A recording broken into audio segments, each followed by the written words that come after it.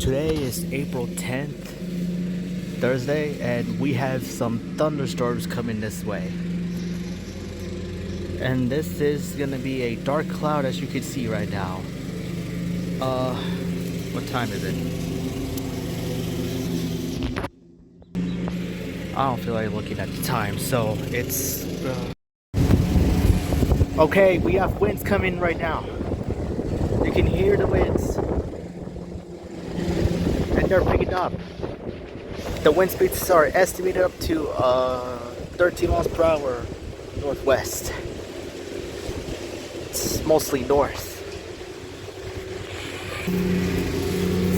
See, this is the winds are like. They're mostly going west, so I think they're going west and north at the same time.